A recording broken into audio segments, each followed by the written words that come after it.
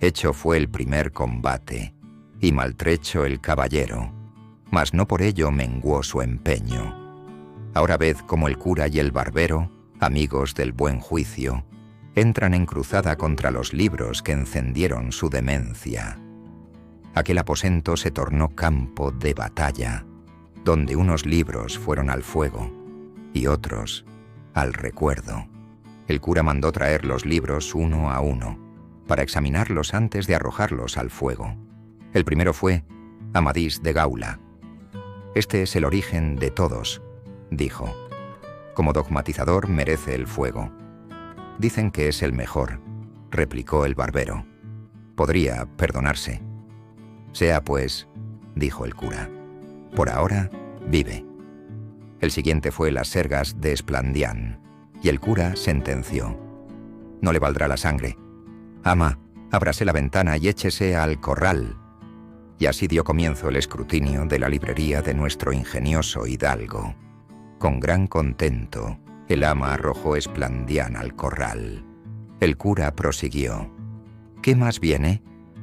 «Amadís de Grecia y otros de su linaje», dijo el barbero. «Al fuego todos», replicó el cura. «Por quemar a la reina Pintiquiniestra y al pastor Darinel, quemaría hasta al padre que me engendró, si fuera caballero andante». Así fueron cayendo por la ventana, en el montón fatal. Siguieron don Olivante de Laura y Florimorte de Hircania, ambos sentenciados sin misericordia por arrogantes y mal escritos. Luego vino el caballero Platir, que también voló sin réplica.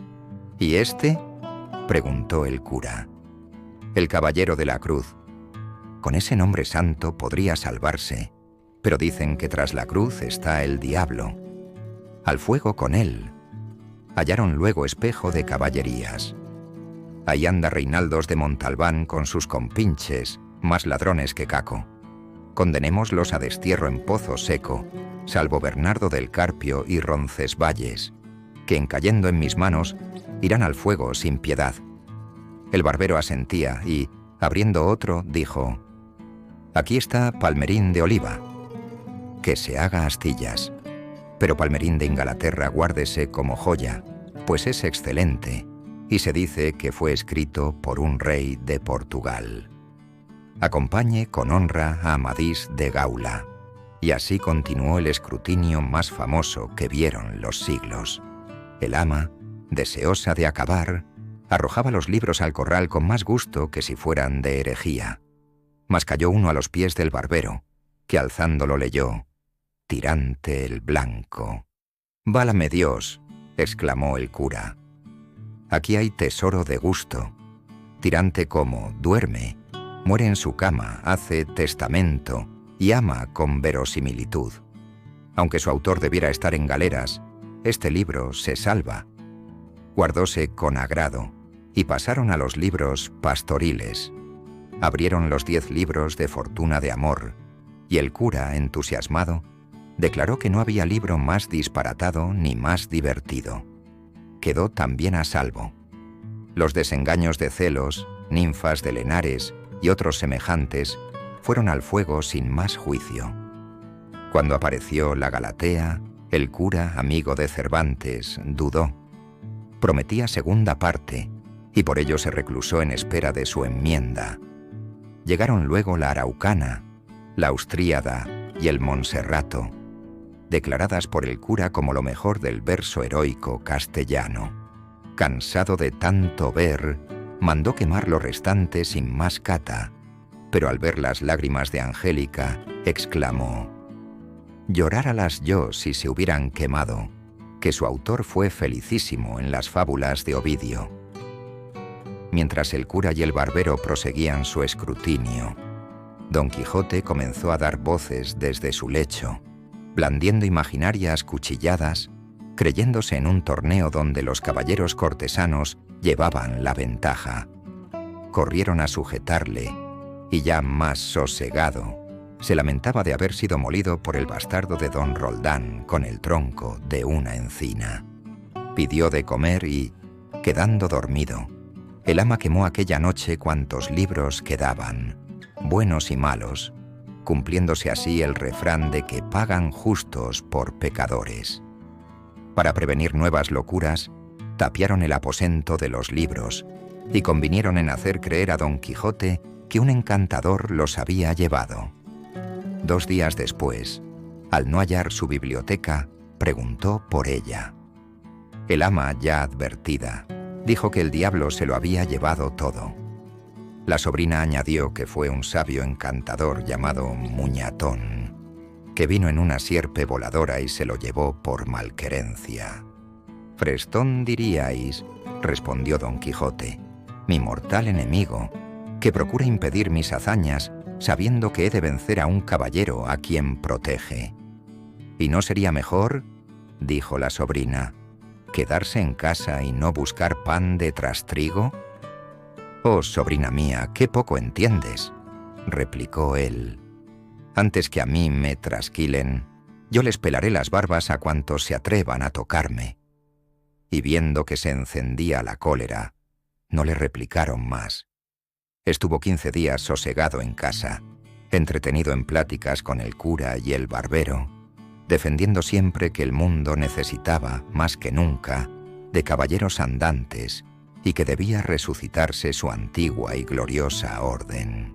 En este tiempo, solicitó Don Quijote a un labrador vecino suyo, hombre de bien, si es que este título se puede dar al que es pobre, pero de muy poca sal en la mollera. En resolución, tanto le dijo, tanto le persuadió y prometió, que el pobre villano se determinó de salirse con él y servirle de escudero. Decíale, entre otras cosas, Don Quijote que se dispusiese a ir con él de buena gana, porque tal vez le podía suceder aventura que ganase, en quítame allá esas pajas y alguna ínsula, y le dejase a él por gobernador dela. Con estas promesas y otras tales, Sancho Panza, que así se llamaba el labrador, dejó su mujer y hijos y asentó por escudero de su vecino. Salieron de noche sin despedida, y a la mañana se hallaban ya seguros de no ser seguidos. Sancho, como patriarca sobre su jumento, soñaba despierto con la ínsula prometida.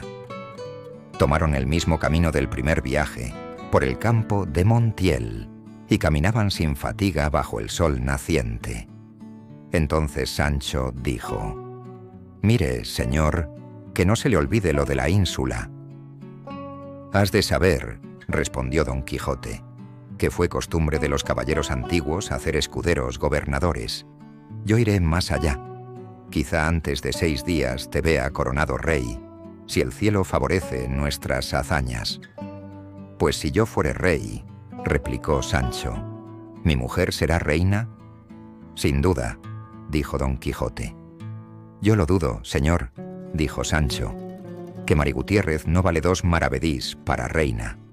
Condesa le caería mejor». «Encomiéndalo a Dios, Sancho», respondió su amo, «que él sabrá lo que conviene, y yo te daré lo que puedas llevar».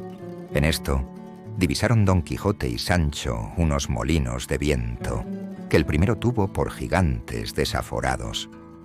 «¿Ves allí, amigo Sancho Panza?», dijo Don Quijote, «30 gigantes, con quienes pienso hacer batalla». «Mire vuestra merced», replicó Sancho, «que no son gigantes, sino molinos, y lo que parecen brazos son aspas». «Bien se ve», respondió Don Quijote, «que no entiendes de aventuras. Si tienes miedo, retírate». Y sin más, espoleó a Rocinante, arremetiendo con gran denuedo. Encomendándose a Dulcinea y con lanza en ristre, embistió contra el primero, y el viento, al mover el aspa, rompió la lanza y derribó al caballero y a su caballo por tierra. Sancho acudió presto. «¿No le dije que eran molinos?» «Calla, amigo», respondió Don Quijote. «Frestón, el encantador que me robó los libros, ha tornado los gigantes en molinos por quitarme la gloria de su vencimiento». Sancho le ayudó a subir de nuevo a Rocinante, maltrecho y sin lanza. Don Quijote, afligido por la pérdida, recordó a Diego Pérez de Vargas, que rompió moros con una rama. «Así haré yo», dijo, con el primer tronco que halle, y tú serás testigo de hazañas que apenas se podrán creer». «Yo lo creo todo, señor», replicó Sancho, «pero enderécese, que va de medio lado del molimiento». «Así es», dijo Don Quijote, «pero no me quejo, pues los caballeros andantes no lo hacen, aunque se les salgan las tripas». «Pues yo sí me quejaré, y del más leve dolor», repuso Sancho. Don Quijote rióse de su simplicidad y le concedió que los escuderos podían quejarse cuanto quisieran. Entonces Sancho, más contento que unas pascuas, sacó pan, queso y su bota de vino, y comía con tal gusto que le envidiaría cualquier bodegonero de Málaga. Aquella noche la pasaron bajo unos árboles. Don Quijote, sin dormir, veló pensando en Dulcinea como mandaban los libros. Sancho, por el contrario, durmió de corrido. Al amanecer reanudaron el camino hacia el puerto Lápice.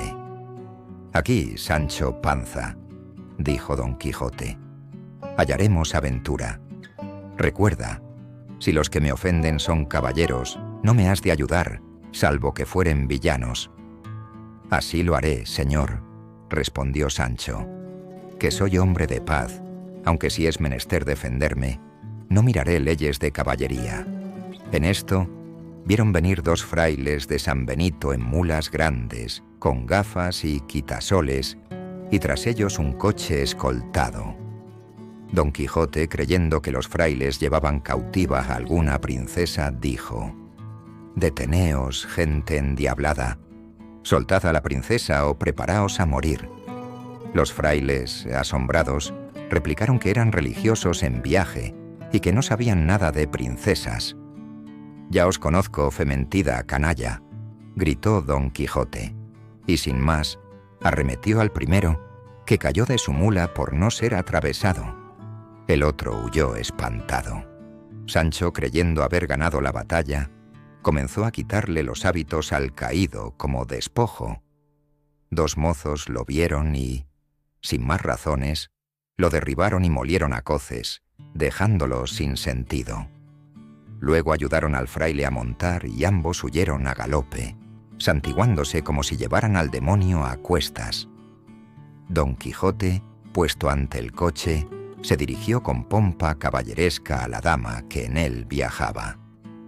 «La vuestra fermosura, señora mía, puede facer de su persona lo que le viniere en talante, pues vuestro libertador soy yo, Don Quijote de la Mancha, siervo de doña Dulcinea del Toboso.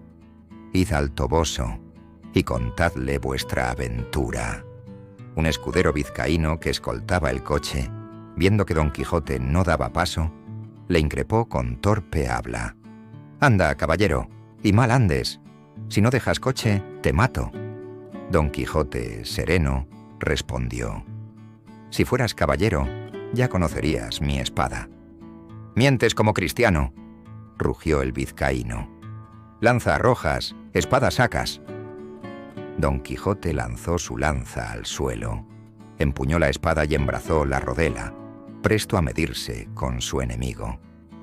El vizcaíno, que no podía confiar en su mula de alquiler, se armó con su espada y una almohada por escudo, y ambos se fueron el uno contra el otro con furia mortal. Los presentes intentaron separarlos en vano. El vizcaíno juró que, si le impedían la pelea, mataría a su señora. Esta, temblorosa, hizo alejar el coche mientras rogaba a los cielos por su criado.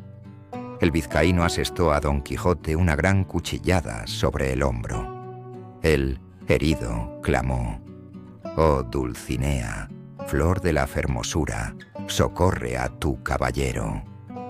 Y apretando la espada, se lanzó a su adversario con tal brío que todos aguardaban el fin de aquella tremenda embestida. Pero justo aquí, oh lector, el autor nos deja sin saber el desenlace, pues el manuscrito hallado no continúa. No obstante, el segundo autor de esta historia no perdió la esperanza de hallar su continuación, y así será contada más adelante.